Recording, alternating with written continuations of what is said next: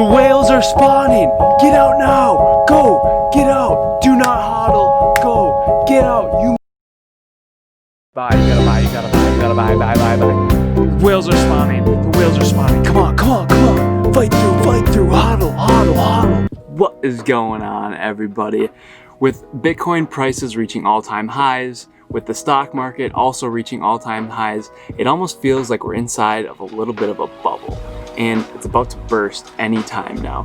Whenever this happens, it's hard to invest because you feel that everything is overvalued, but you still want to be putting in money, and we're going to be looking at a crucial graph that can save you thousands of dollars, as well as looking at other professional investors and see how they're putting their money in the stock market while it feels as though everything is overvalued. So this will be a very important video. Make sure to stay all the way till the end. There's a little bonus tip, and let's get into the video. On the date of August 18th, 2017, I was into day trading pretty much full time. I was going to college classes, but I was in the background, really, sneaking, looking at the charts, projecting what my next trade was going to be. And while I was doing this, I found this company, and it was called MoviePass, and there's a bunch of hype behind it. And it was in the stock HMNY, and it started out at like $2 and it was rising to $6. And that's when I kind of started freaking out a little bit. I ended up getting in, and it would change my life forever. I went from, I put in $1,000, and all of a sudden I was making $800 in one day, and I was like, oh man, this is it. And if you look at this chart, the psychology chart, you can kind of see where like the institutional investors start getting in. And then you have that first sell-off, and that's what they call a bear trap. And so that's where it's kind of goes down, and that's where a lot of people end up selling, and that's where I sold at the beginning.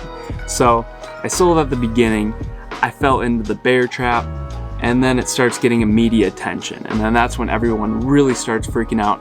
It's taking over all of the movie theaters, and you won't have to buy movie theater passes. You just have subscription-based movie passes, and that's what they were running on basically. It didn't make a whole lot of sense, but at the time, you're looking at stock twits, and that's where a bunch of people are just basically just getting you going. You're going, oh man, I'm gonna become rich off of this.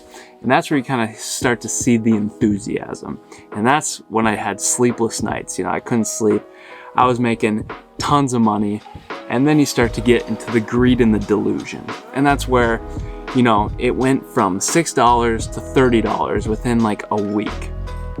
And I thought I hit it rich. And I was like, man, everyone's saying this is going to $100. This is going to $500. It's going to be the next Google. That doesn't even make any sense. They're not even in the same atmosphere. But you start getting into delusion. People start not being able to think. And all of a sudden, it goes down.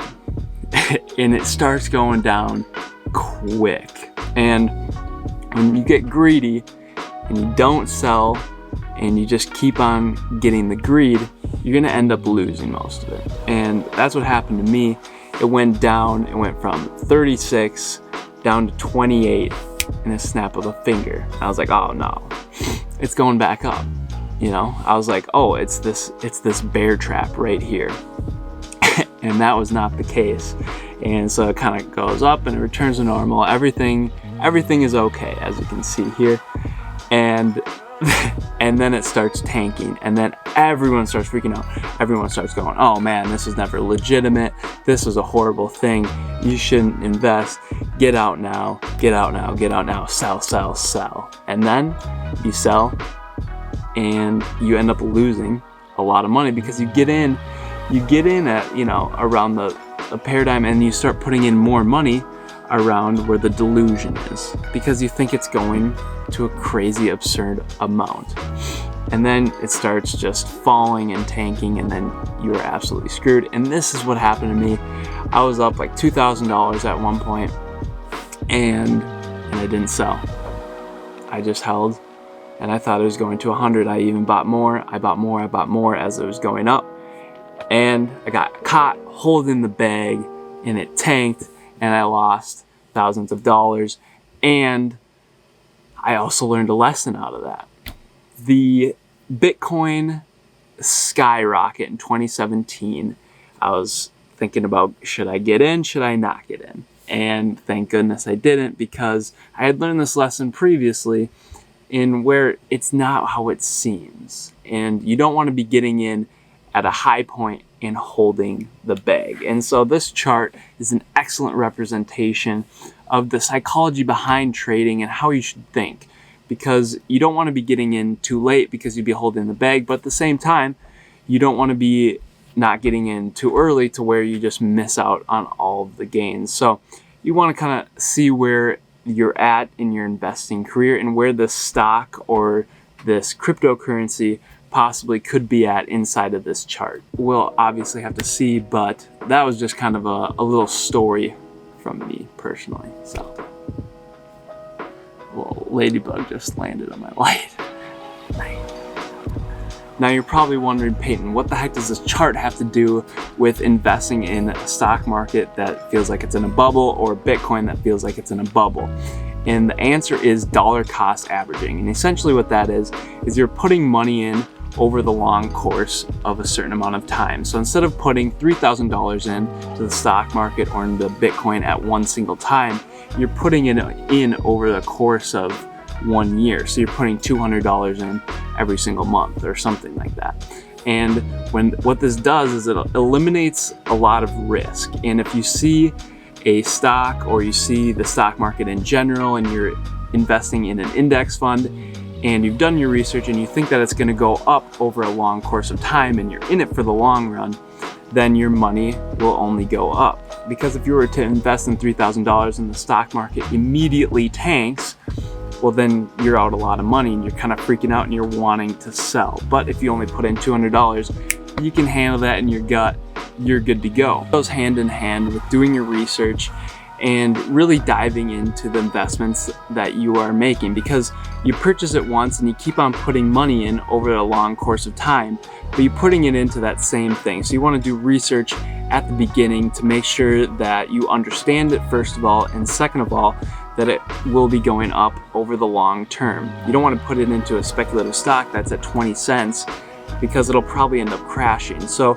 you want to make sure to do a lot of research. You don't want to be getting in and out and buying and selling a lot of stocks because it costs a lot of money in fees and in taxes. So make sure, put it in, forget about it, do your research. That's what's up. You also don't want to be putting in too much money. And what I mean by this is to where your stomach kind of starts to churn a little bit, and especially in a very volatile either index fund or stock or cryptocurrency. And you don't want to be like a Jimmy from Detroit.